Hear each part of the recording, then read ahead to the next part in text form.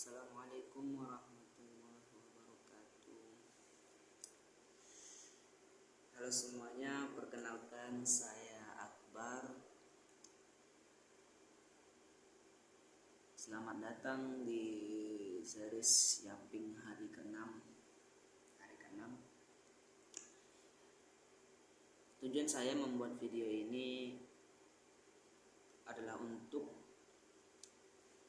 saya sendiri agar meningkatkan public speaking dan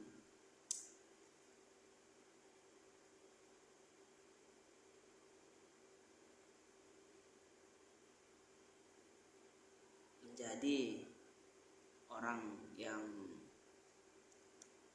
agar kedepannya saya tidak lagi menjadi seseorang yang stuck di situ aja. Video ini berkisaran 10 sampai 20 menit. Video ini membahas tentang apa saja yang saya pikirkan atau istilah kerennya Yaping.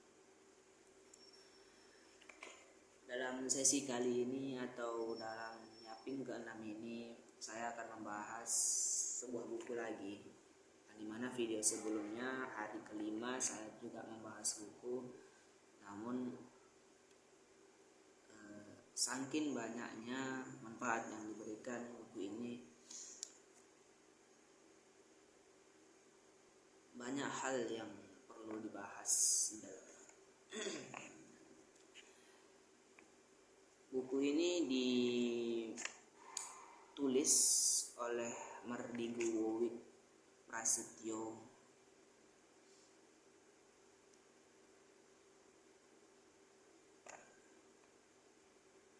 Ya, atau lebih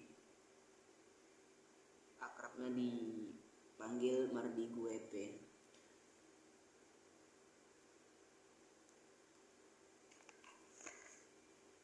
Di dalam buku ini saya membaca atau memahami banyak hal terkait dengan entrepreneur, yaitu pebisnis sejati yang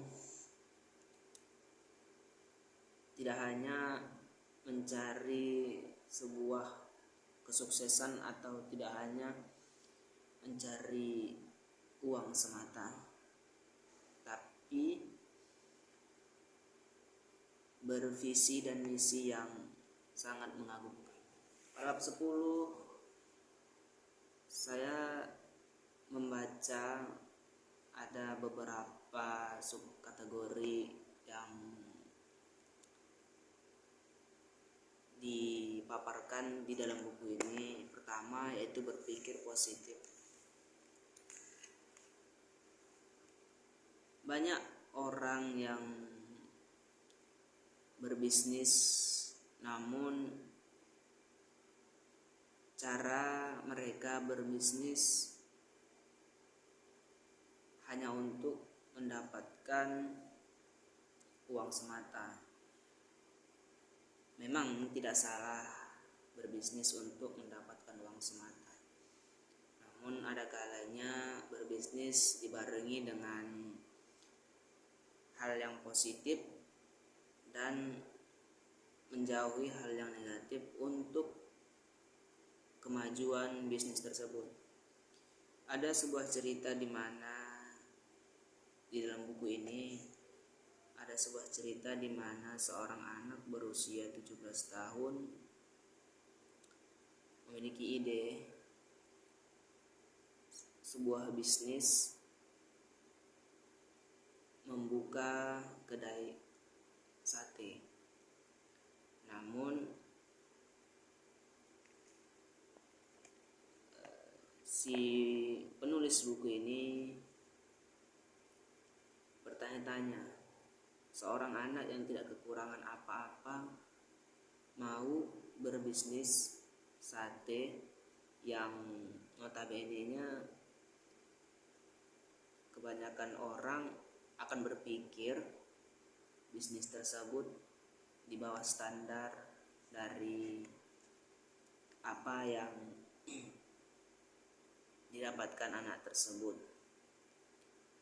Anak tersebut menyampaikan idenya kepada ayah dan omnya dan mendapat dukungan kecuali dari omnya, yang dimana omnya berkata si anak tersebut memiliki pikiran yang sempit dan tidak perlu berpikir untuk hal-hal seperti itu dan fokus untuk belajar. Hal itu membuat dia termenung dan patah hati, sehingga idenya terbengkalai begitu saja. Dari cerita tersebut, si penulis atau Mardi WP berkesimpulan bahwa semua orang berhak untuk melancarkan ide bisnisnya.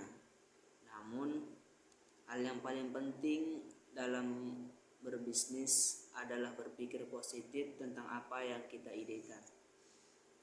Dan jangan terlalu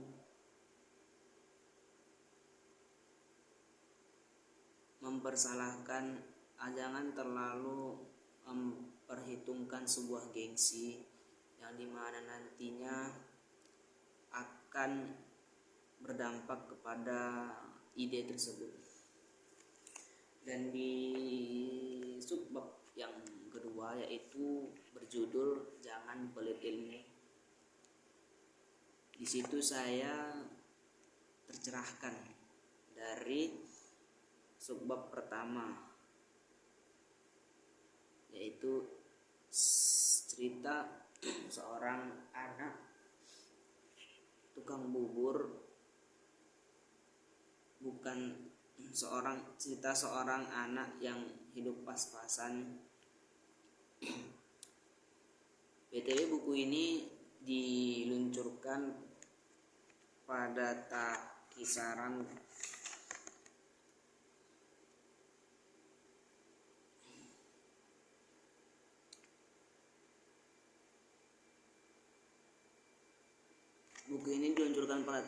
tahun 2009, yang dimana mungkin saat ini sudah terlampau cukup jauh, sehingga timeline dari bisnis di bahasa modern sudah berubah seperti digital dan sebagainya.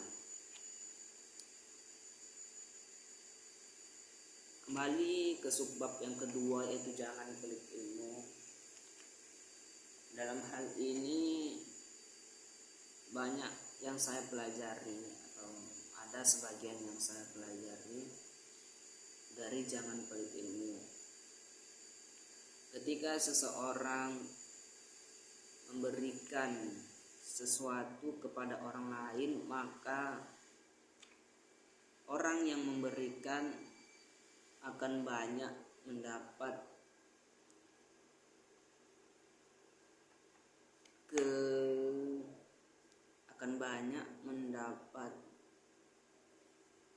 kebarokahan atau bisa dibilang kemanfaatan selain dari yang orang yang diberikan.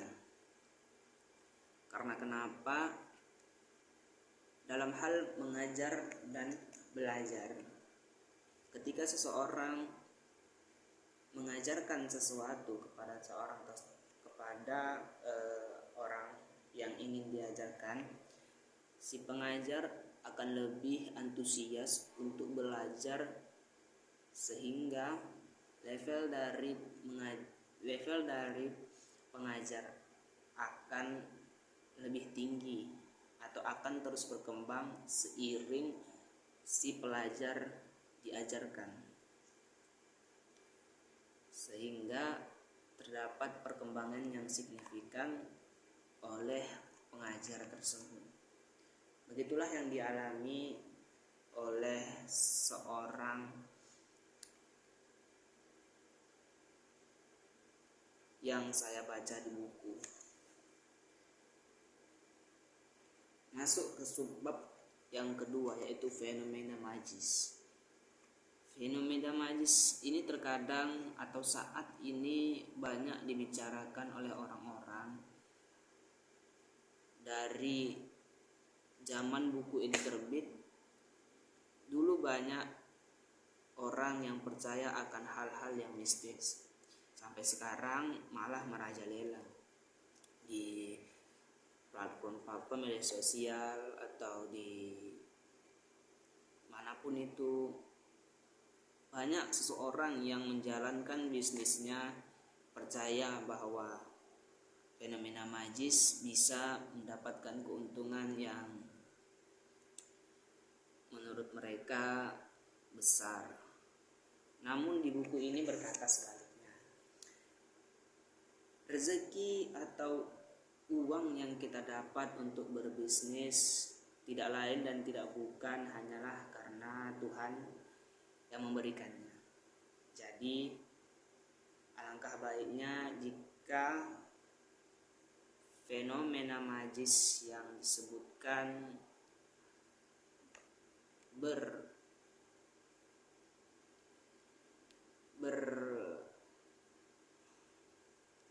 fenomena magis yang disebutkan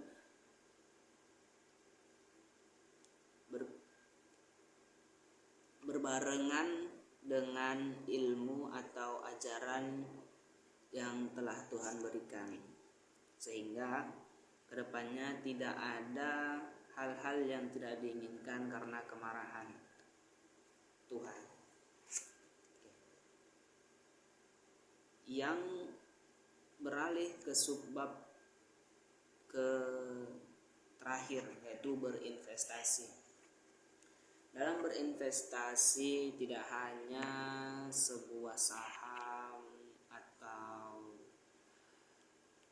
banyak hal-hal yang bisa diinvestasikan seperti tanah, saham, atau kepemilikan suatu pabrik, kepemilikan suatu perusahaan bisa diinvestasikan atau menabung dan sebagainya.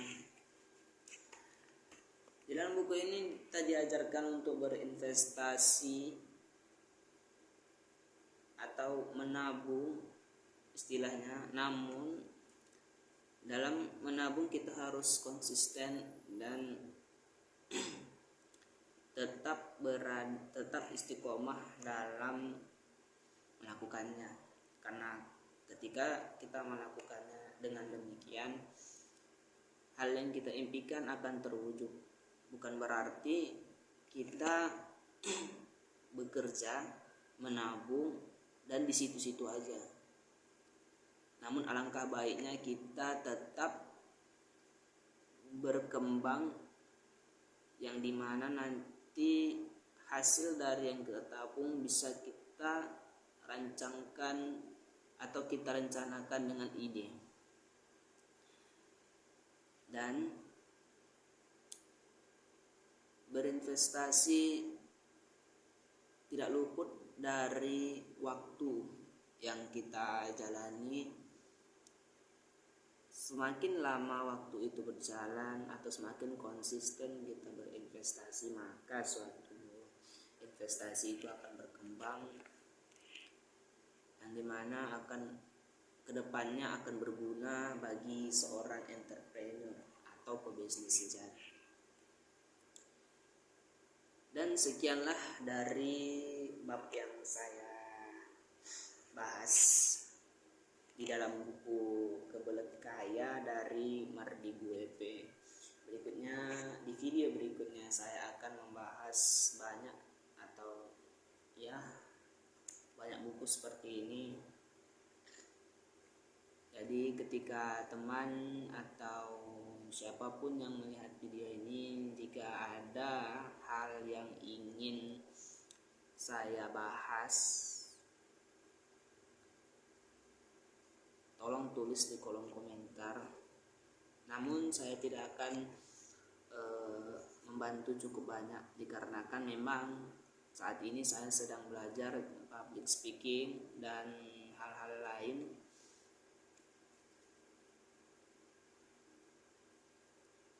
Jadi sekian dari saya. Assalamualaikum warahmatullahi wabarakatuh.